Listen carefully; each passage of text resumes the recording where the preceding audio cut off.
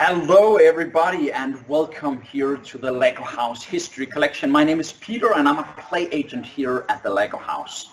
And today we're going to do this History Collection live tour for you. This is our fourth live session that we are doing and we are very much looking forward to hosting you again. With me on this team here today, we have a lot of people that are in on doing this. First of all, I need to introduce Jan Beyer, who is here with us today, who's gonna take your questions and all that stuff in the chat. And also we have our producer Astrid, who's with us here today. And online in the chat we also have Maiken with us, but she's not here, so she can't say hello to us. And also there is someone who's gonna take you on this tour, our tour guide Christian, but I'll introduce him later. Today we are expecting to have more than 1,000 participants from all around the world in on us on this live session for here today. We're doing it down here in the History Collection in the LEGO House, and the LEGO House is open, so if you are gonna see another guest going around down here in the History Collection, then don't be afraid, they are allowed to be here. They are going around and looking at the LEGO House today with you guys as well. This tour that we're going to go on will take approximately 25 minutes, and then we will do around 25 minutes or 30 minutes of questions afterwards. So if you have any awesome questions, then feel free to write them in the chat, and then Jan and Maiken will look at the questions and pick some of them out for us to answer. But I need to make sure to tell you that we're only going to focus on the questions that is about this time period and this history tour that we'll be doing here today. But without further ado, I need to introduce our tour guide for today. He is a LEGO corporate historian. Yes, that's a real title. And that is Christian, who's going to come in here. So Christian, let's start this today. Thank you so much, Peter. And hello, everyone. And yes, it's me again, for those of you who attended the other tours. I am going to talk about some cool history, as always, today. So we are covering the time from 1979 until 2001. So basically, at least here in the beginning, I'm going to talk quite a lot about some ideas and thoughts that are being introduced by our third generation owner, Kjeld Kirk Kristiansen. He's a pivotal part of this tour today. So just to sort of start off where we left the last time. So you might, again, those of you who attended might remember that we sort of introduced this idea that Kjeld brings in called the system within the system. He sort of starts to differentiate our different products. We put them into different themes. For example, you know, I talked about we introduced space, castle, and town. So product lines as we know them today was introduced for the first time. We start to have, you know, create various sub-brands such as LEGO Duplo. So LEGO Duplo we have had since the late 60s, but it's not until the late 70s that you know, Duplo gets this fantastic logo that we all know, you know, the Duplo bunny and so on. So that's when it really becomes a sub-brand. So all of these things are some of the things that Kjeld introduces here in the late 70s. So if we move up in time a little bit, so let's move over here. Quite a walk actually already the first time here. So I will just allow Peter here to zoom in on these beautiful products right there. So this is something that Kjeld also introduced in 1980 actually. So to Kjeld, he is he's thinking that, you know, yeah, our products, the Lego brick, it's a play material, but it's so much more than a play material. It's also a learning material. So in 1980, he sets up a new department that today is known as LEGO Education. So this is a department that has, you know, the purpose is to make products made out of Lego elements based on school classes and educational purposes. And these are some of the very early education products that we introduce. And actually, there is a little Easter egg in here, so in the close-up just before, you saw the year 2017. That's of course the opening year of the Lego house, but there was also some letters, and there were 4 letters, LH and JO, and that's actually the initials of two of my colleagues who actually set up this exhibition back in 2017. So I think that's quite funny. They put a little Easter egg in here, so now you know that if you are coming by to visit later on. So again, education, a new way of thinking about our brick and what the brick can do, and Kjeld really is the first really to put focus on that. It's not the first time we have products for educational purposes, but it's the first time we really start to go into this more strongly than before, creating this new department for us. Cool. So right next to it, there is another thing I have to talk about. It's very, very cool, and I'm pretty sure you think that as well. So we can take a close-up of these fantastic, colorful products that we have right here. So this is a product that is introduced actually the year before education. It's introduced in 1979. It's Fabuland. So I love Fabuland. How can you not just look at it? It's awesome. So Fabuland was introduced, as I mentioned, in 1979. We had it until 1989. It's sort of a stepping stone between our preschool products, Duplo bricks, and then ordinary Lego bricks, Lego system bricks. So you can actually also see it's a little mix between Duplo elements and Lego system elements.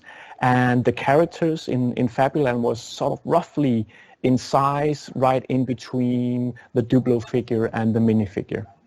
So it's sort of, again, it's a stepping stone. It's for those children who thinks Duplo is too easy. It's not challenging enough for me anymore. I need more sort of.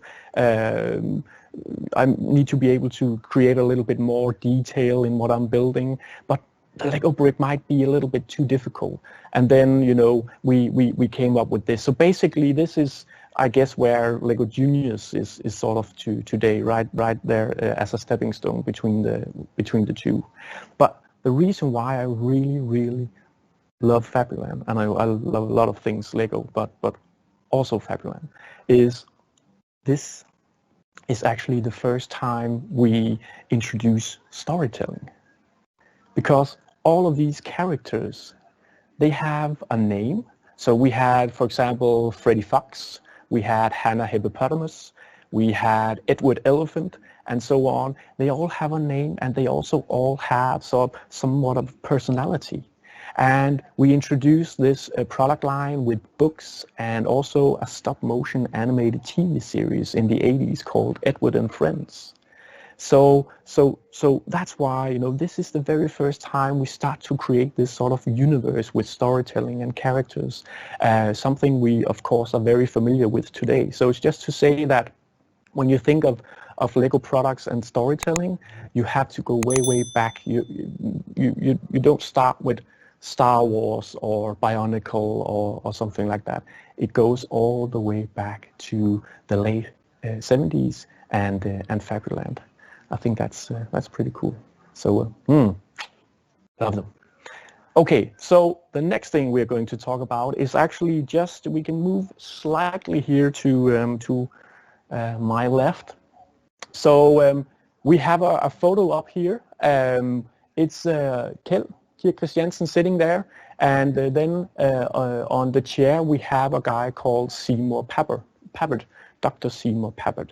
So what happens is, in the 80s, I think it's around 83, 84, we have Kjeld watching Danish television, and he sees a TV program, and it's about this professor, MIT professor, Dr. Seymour Papert, and it's about his learning sort of language or programming language for children, which he calls LEGO. Yes, LEGO. And Kjeld is really fascinated by these ideas, and he asked, some of his employees to contact Seymour, and that is the start of actually a lifelong friendship between the two, because what they realize is that they have the same views on children and how they should learn through play. That's the best way to learn. If you don't know you're learning, you're just having fun.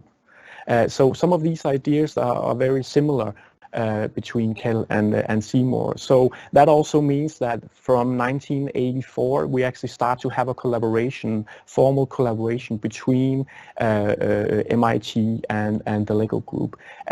Some of the products that you might know that came out of this is, for example, in the 80s, we introduced LEGO Technique computer control, and then maybe most notable is in the late 90s, and we are going to see that later on.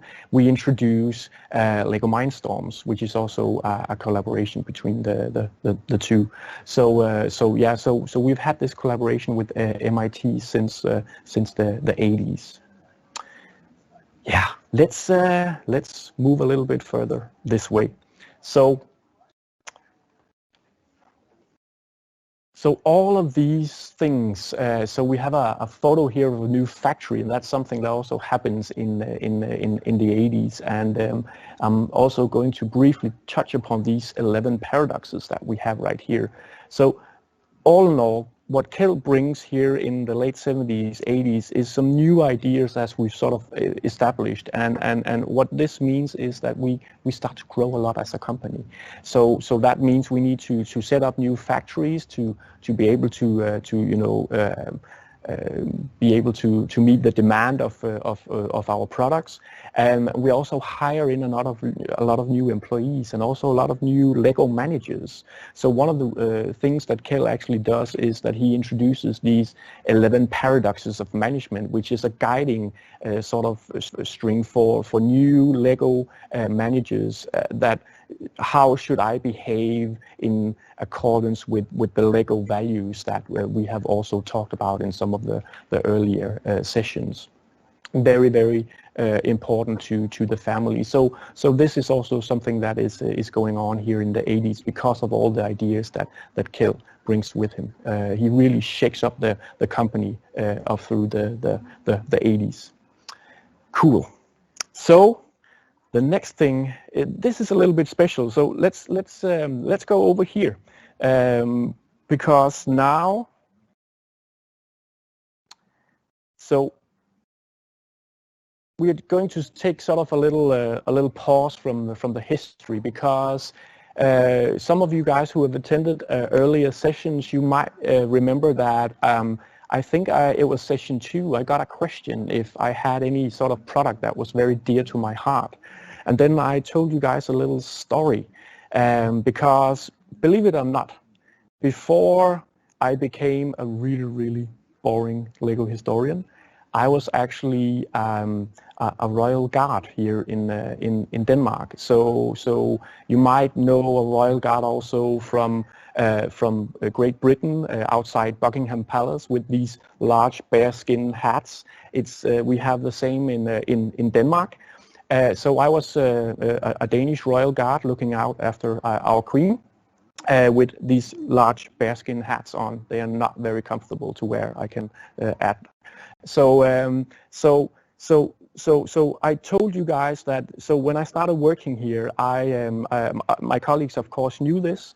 At some point, one of my colleagues actually gave me a little minifigure, a little Royal Guard minifigure. I was so happy, and it was standing on my desk for a long time. But then when we set up this exhibition, we needed one of these little Royal Guards to guard a little treasure we have down here. And we couldn't find any. We didn't have any in our archives. So I had I had to donate my private little Royal Guard minifigure. So yeah, and so it's down here now, and you've asked to see it. So now we are going to do that. So it's all the way down at the bottom here. So I'm going to get the camera now, and then so apologies for if it's a little shaky. I'll try to keep it as steady. But here he is. So this is my Royal Guard minifigure guarding this huge treasure, as you can see. So every time I'm down here, I will say hello to my minifigure, and I urge all of you guys, if you are ever down here, please stop by, wave to my little Royal Guard minifigure. He would really appreciate it, I know for a fact. So there you go. By popular demand, now you have seen my my minifigure. So yeah, so that was a little bit about that. But let's see if we can go back and actually talk about some history again. So let's continue with another very important thing that happens, and yeah, let's get a little close up here of pirates, Lego pirates. This is something that we introduced in 1989, and Lego Pirates is again, it's one of my favorites. It's actually my favorite product line, and I played a lot with pirates as a child, and that's actually quite funny because I did not have any Lego Pirates as a child, but I had a friend who had everything, so I always wanted to play at his house because then we could play with Lego Pirates. But the big game changer with Lego Pirates here, introduced in the late 80s, is of course that for the first time we decide to change the appearance of the minifigure, because you know, pirate minifigures, and hopefully you can be able to see our Captain Redbeard that we have, you know, and maybe you can see that he has a hook hand, he has eye patch, he has beard, and he even has a peg leg as well. So we, for the first time, really changed how the minifigure looks. Before that, it was just, as a facial expression, it was always just two dots and a smile, and I know we've talked about that. So we have Redbeard right there with his hook hand and his beard and his eye patch. So this was a big move for us as a company, you know, to actually sort of mess with this huge icon which we've had for more than 10 years, you know, and it really was a big thing. And you know, do we dare to change how the minifigure looks? But it really became a success. Pirates became a huge success, and as you all know, this is something we have done, you know, ever since. So it really caught on. But this was the first time we did it, and of course that's one of the reasons why we treasure pirates, and that is one of the milestones in this period of time. So yes, a little bit about that. And now let's move up into the 90s. So in the mid-90s, something happened. So let's move over here. So yeah, so we have second generation owner Kjeld Kirk Kristiansen here. So what happens is that in 1995, Kjeld passes away. So this huge presence, and again, maybe if you attended some of the other sessions, you can remember some of the really key milestones, you know, the invention of the Lego brick we know today, the creation of the Lego system, that is Kjeld. So he, of course, a big part. He stepped down as CEO of this company back in 1973. So although he was not a part of day-to-day management for more than 20 years, he was a huge presence in the company also in those years. And Kjeld, he would walk around, you know, in the company and talk with a lot of employees, and he would always be, you know, sort of the one urging people to, can't we do this in an even better way? So he would always look for for doing it better and better. And there was actually a saying here in Billund that, you know, that the day was never over until Godfather was sound asleep in his bed. You know, so because if he had an idea, he would sort of act upon it right away and try and contact the relevant people. So another funny sort of story is that sometimes to catch up on the work, Godfather would sort of walk around the empty offices in the evening after people had left to go home after work, and so he would sort of just see if there was anything interesting on the desk, or what's he working on, what's she working on. And sometimes, you know, people would be able to see that he had been by their desk when they met in the next morning, because as a heavy smoker, sometimes there would be like cigar ashes on their table. So yeah, that's a little side story to that. Yeah. So, but again, he passes away in the mid 90s. So now I'm going to talk about something that we have sort of over here, and we have a lot of things over here. And I think in a few seconds I might steal the camera again to be able to show you this a little bit better. But what we introduced in the late 90s, I believe it's around 97, we introduced a new ambition. We decide that by 2005 we want to be the biggest brand among families with children.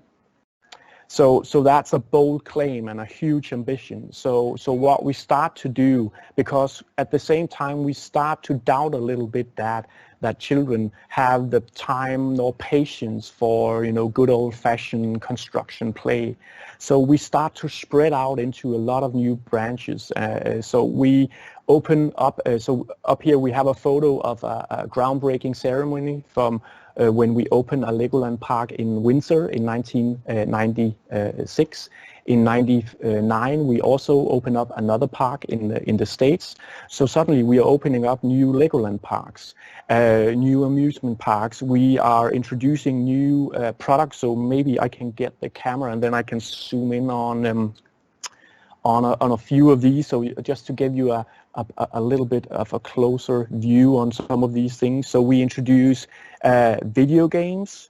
We introduce sort of action figures as well, and also we introduce something down here called Lego Scala, which we introduced in the late 90s as well.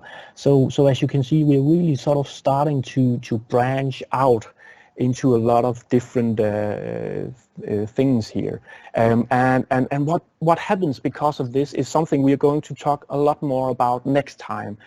So I am going back to talk about this because we will cover that in the 5th session. But I just wanted to show you this, and I'm curious to know a little bit about from your end. You know, for example, you know, these action figures, Galidor, Lego Scala.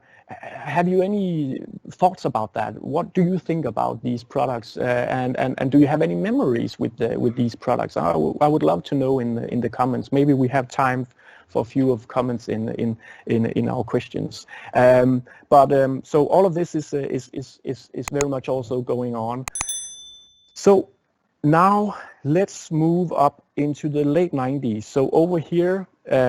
And this is something we talked about a little bit earlier, and we can start again with a close-up, is that in 1998, we introduced Lego Mindstorms. So again, it was this collaboration with MIT. We have, for the first time, we introduced this intelligent Lego brick that you can build into a Lego model using various Lego elements, and you can create your own little Lego robot. You know, so this is really the first time we add behavior to Lego play, and that was a huge thing for us here in the 90s. So again, a big step for us. Right next to this, we have another thing, and let's zoom in on that as well, because this is also something I know a lot of you guys love. In 1999, we introduced LEGO Star Wars for the first time. So this is, of course, a huge deal for us. This is the first time we start to introduce external IPs. So for a very long time, the LEGO Group was known as a company that did not do licenses. If companies ask, can we make a collaboration on some products based on our universe? The answer would always be no. And so at the end, people stopped asking because they knew the answer. One of the companies that never asked but really wanted to have a collaboration was Lucas Entertainment. Apparently, George Lucas was a huge LEGO fan himself.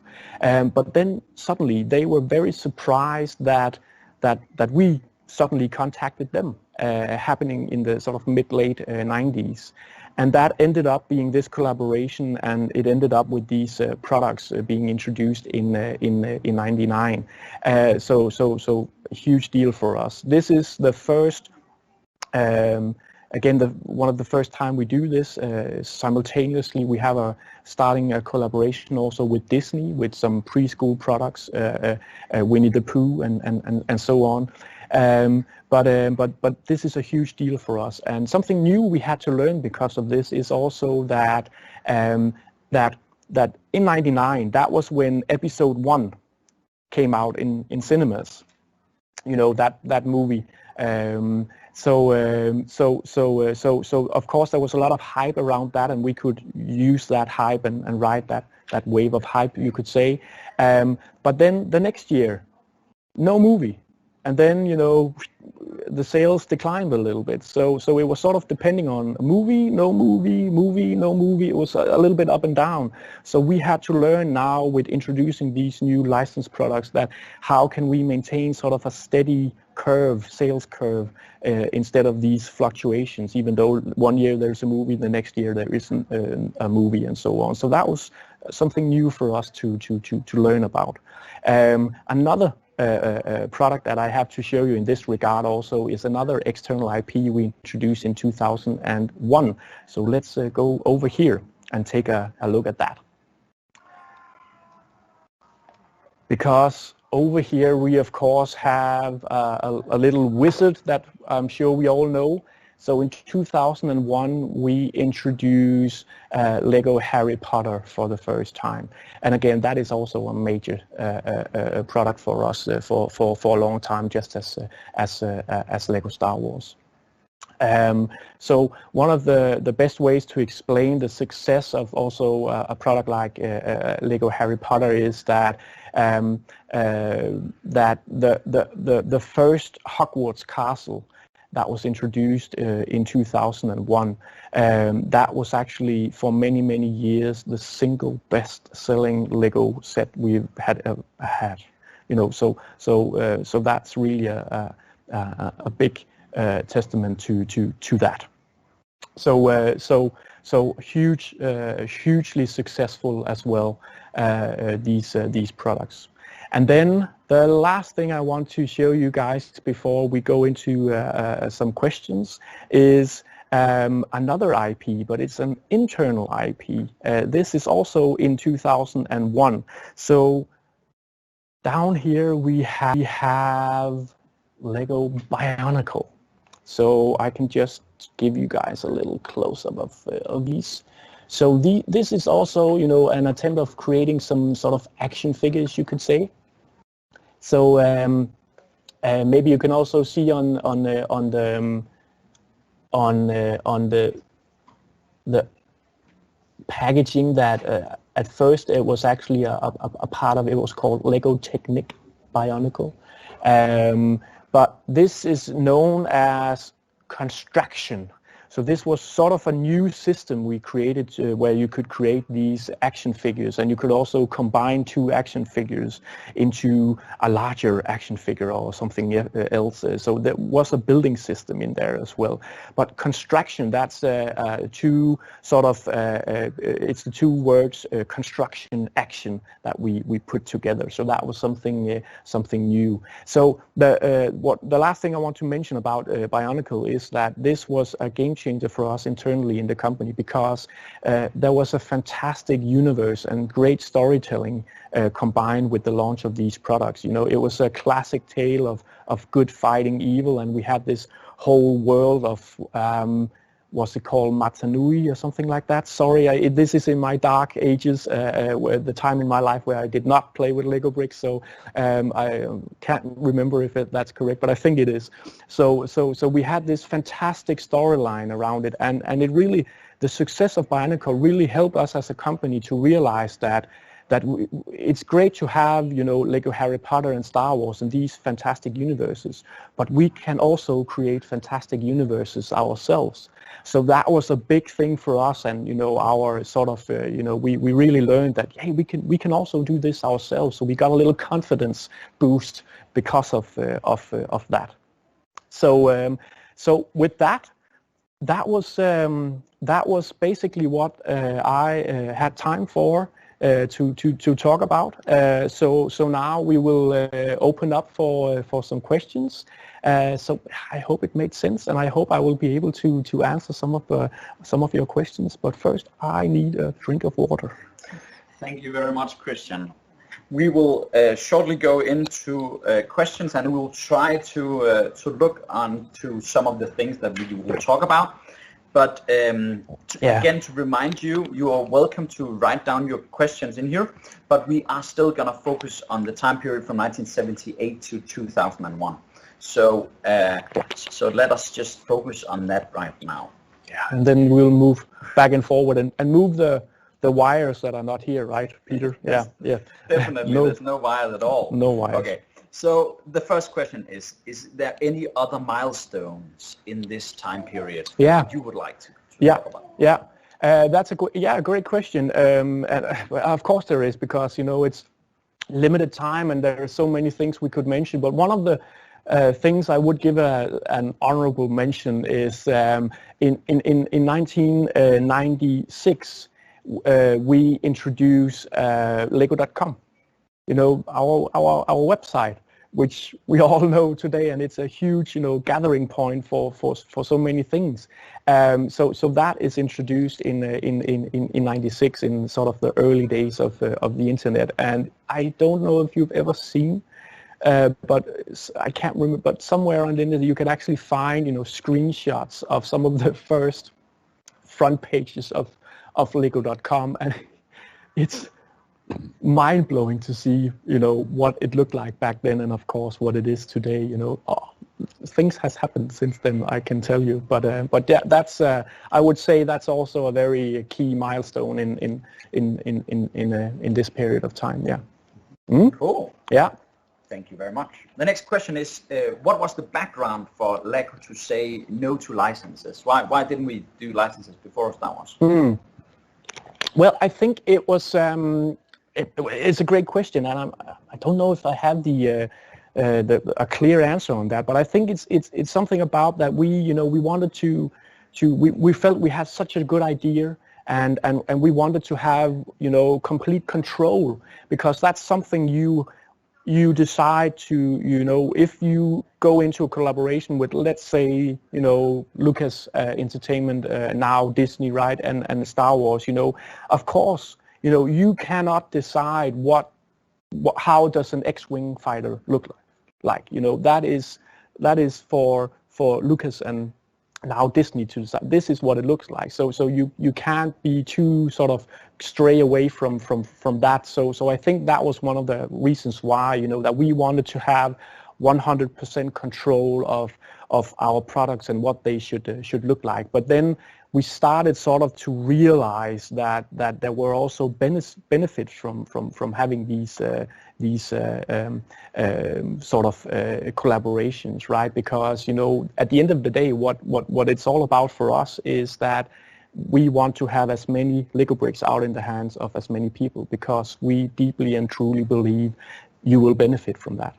and so you can use these known licenses, universes, to also maybe introduce Lego bricks to people who up until that point did not play with Lego bricks. So that's one way. So I think that's the control idea is at least a part of the explanation for that.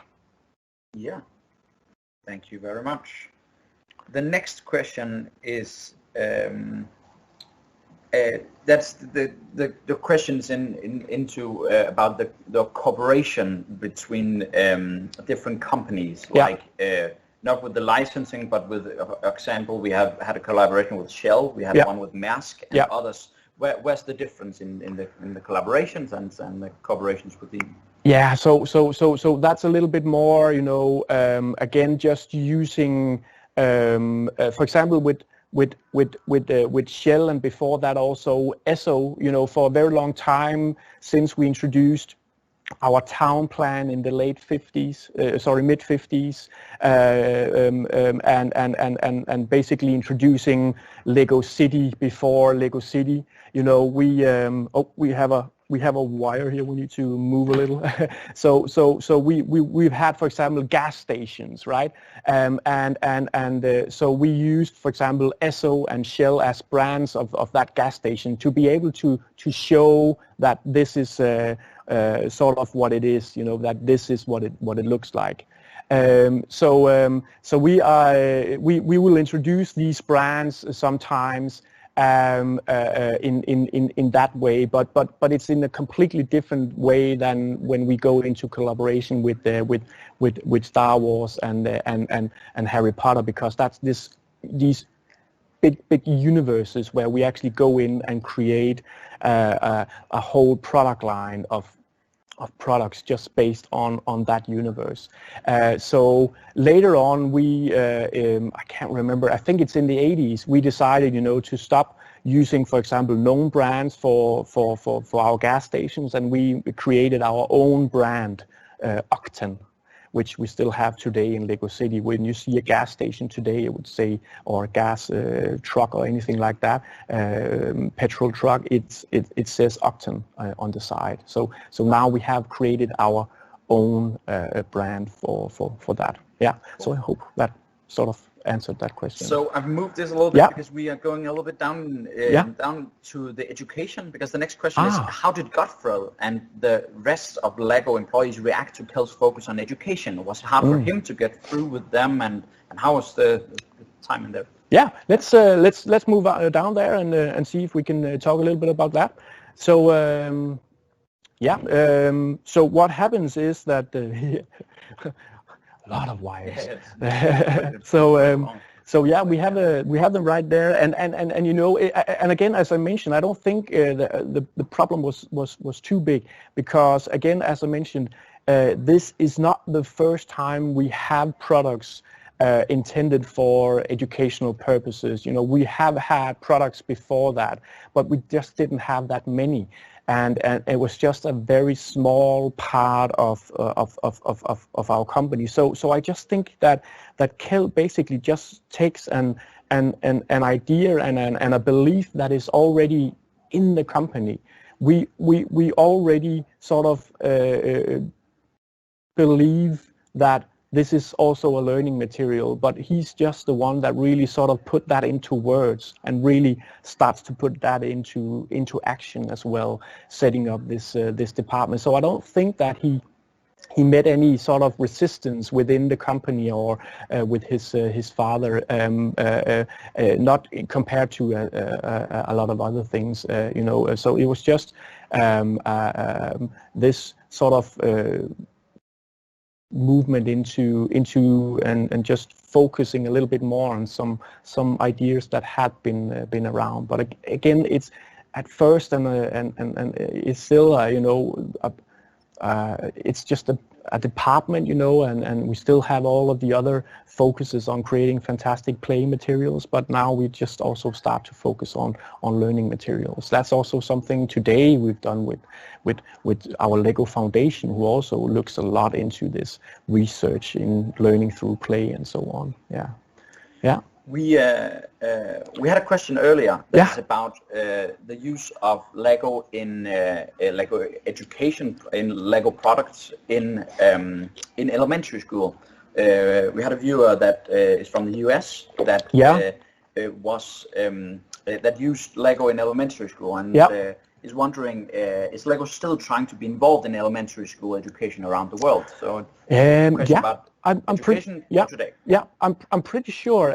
So how we are moving into an area I'm not an expert in. I just have to put that disclaimer out there. But looking at Lego education, they will have sort of different products for different age groups, you know, and different curriculums and so on. So I'm pretty sure that there is a part of Lego education that is focusing on sort of primary school, and then, you know, the various steps up in the educational system, and so that the products will sort of expand and be more, you know, interesting for older children. You know, they might not want to learn stuff with Duplo bricks. They might want to learn stuff with, you know, Lego Mindstorms instead, or something like that.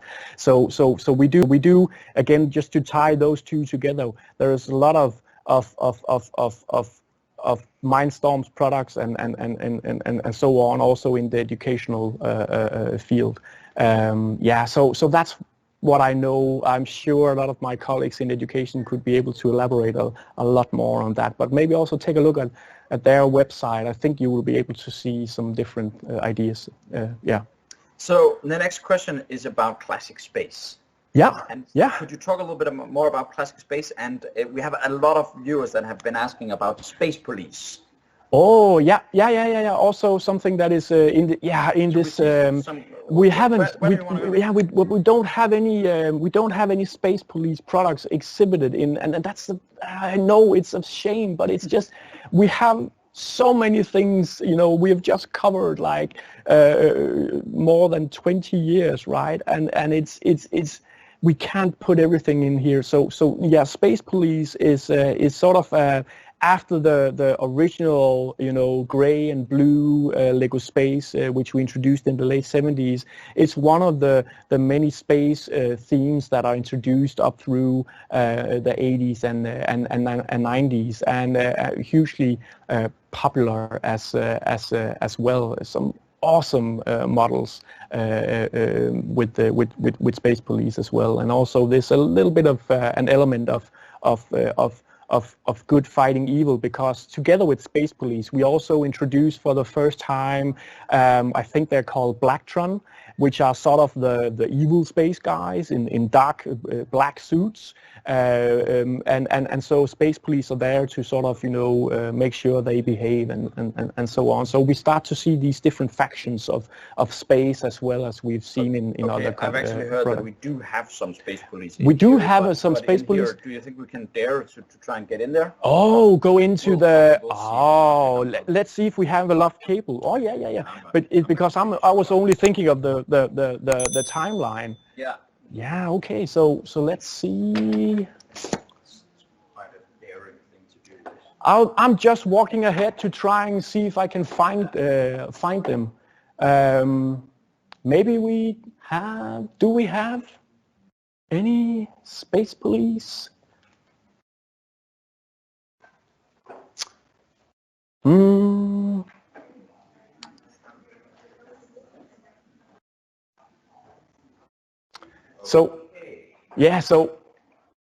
So welcome to a different part of this fantastic exhibition. So what I can see is that we have the Blacktron I talked about is over here in the corner. I don't know if we have cables enough for going over there.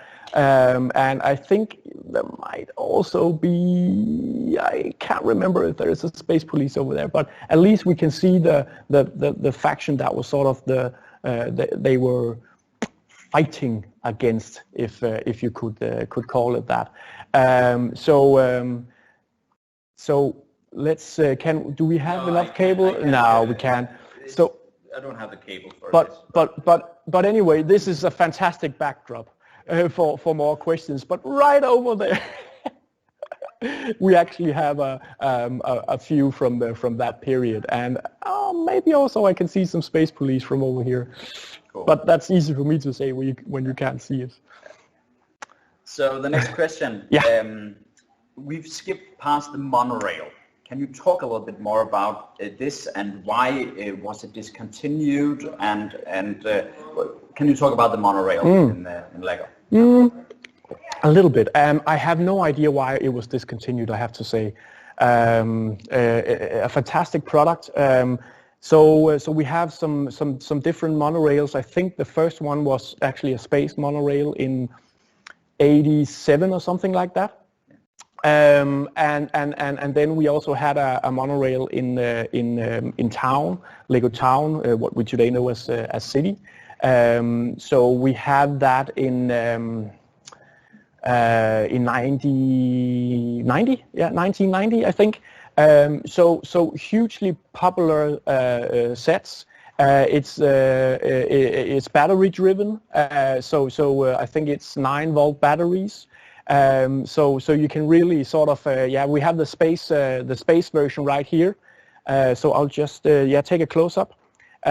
So this is for those of you who doesn't really know what the monorail looks like. You know, this is these very iconic sort of rails that this train rides on, and so that's the space version I mentioned. And again, later on we get a version in town as well.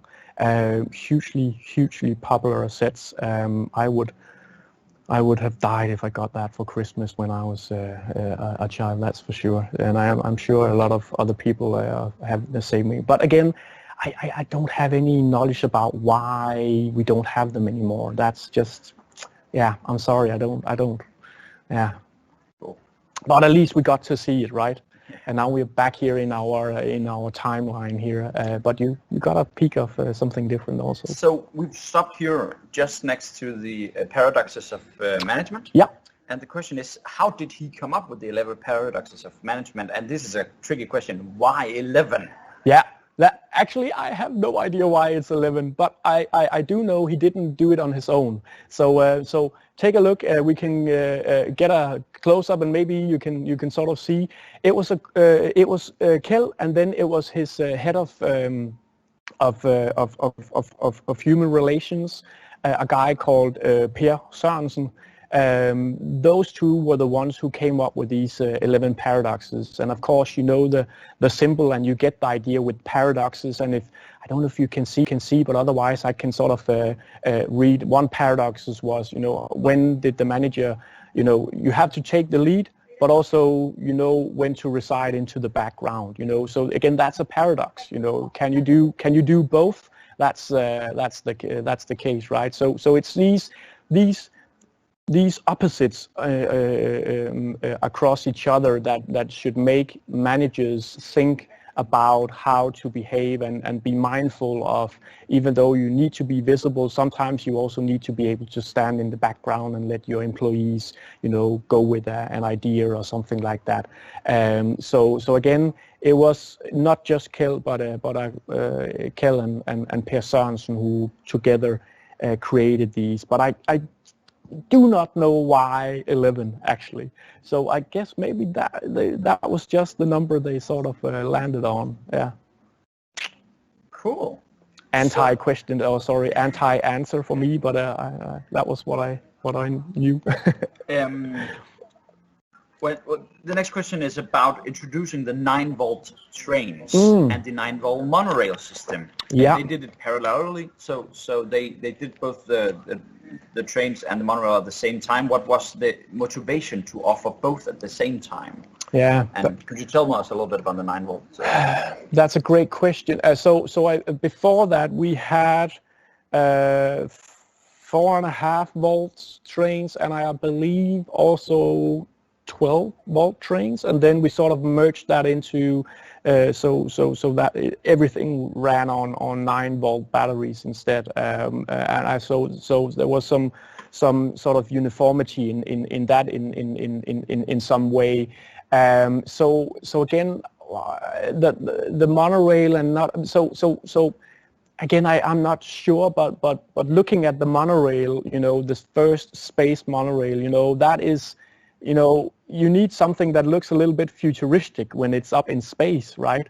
It's a train that is sort of riding on the surface of the moon or another planet, and I just, me personally, if they were running on, ordinary rails, I would like be, okay, but the monorails are a little bit more futuristic in how they look and work, in my opinion. So I guess that could be one of the reasons why we introduced this monorail with space in I think it's 88, 87, something like that. And then we had the more ordinary rails for more, town set, again, everyday life, as it's things you can relate to.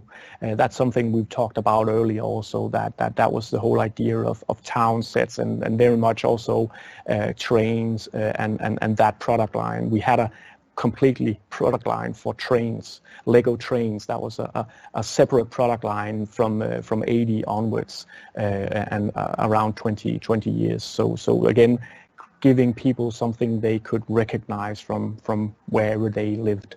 And again, space, more futuristic. That's the best sort of I think I can do. Yeah. Cool. Rambling So on here. The next question is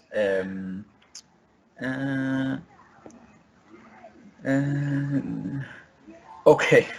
So, this is a question about the knights in the castle series. Yeah. As in, we had the Crusader and the Black Falcon and the Black Knight, and they were very popular in the castle theme. Yeah. Do you know which knight is the most popular for kids at that time? No. Actually, no, I don't. But we did have a lot of different factions, and some of them were considered the good guys, and some of them were considered the bad guys, and so on. But actually, no, I don't have any sort of knowledge about, were some of them more popular than the others. I'm not sure. Of course, some sets were more popular than others, but that is more to what was that set about, a huge castle. That's something everybody wants, and so maybe if it's a Black Falcon castle or Crusader castle, I don't know if that was the reason why it was a success. No, sorry, I don't have any sort of insights on that. Yeah. Then we got a question about Star Wars, the Star Wars license. Yeah. Should we go over there? Yeah, let's do that. Yeah. And I'll do a question over there. Yeah. Just to take a look. Want to close up? Oh yeah, let's do that again. Yeah. So the question is, at the very beginning of the Star Wars license, did it take a big place in marketing, design, and products, and how much did it? Yeah. So it was a big deal for us. So of course, there was a lot of focus on it in when we introduced it in 1999, and also, again, as I mentioned, it came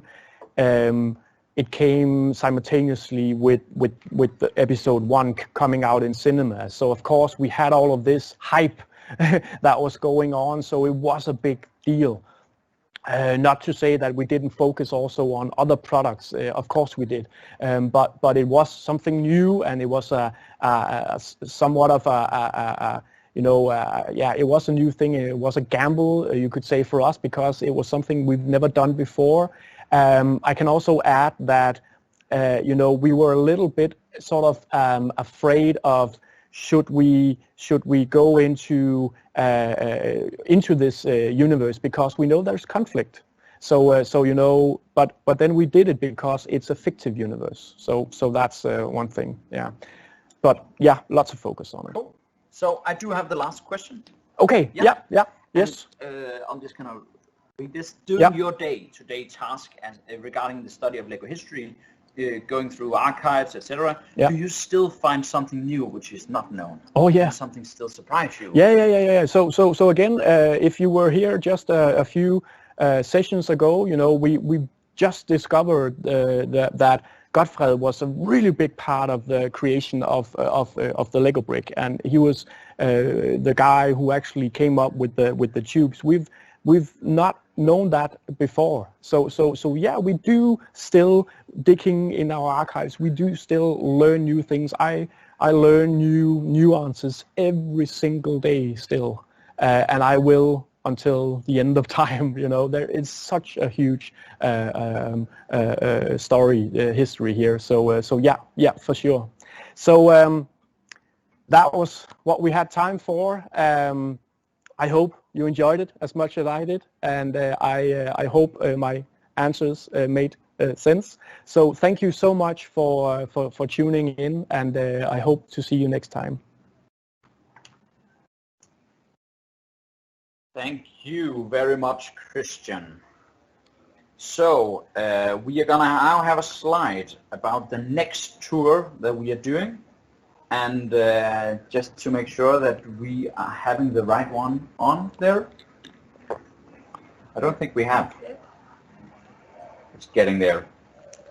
I know that the next tour is on September 1st, and again, you are very welcome to come and sign up on our website to find the sign-up sheet there. We are gonna do the next live tour a little bit differently because it's gonna be 30 minutes earlier than we have been used to. But we're still gonna focus on the next session, the next part of the live session. I'm gonna go in front of the camera. So what I just wanted to tell you is that the next session, the live session that's going to be on the September 1st, is going to be the same time frame, just 30 minutes earlier. And we're going to focus on the last few years of the LEGO company, so from 2001 until today. And Christian is going to answer all your questions there on that time period specifically. In the end, I want to say thank you so much for joining on our live session here, and I hope that you've enjoyed it as much as we do. Have an awesome day.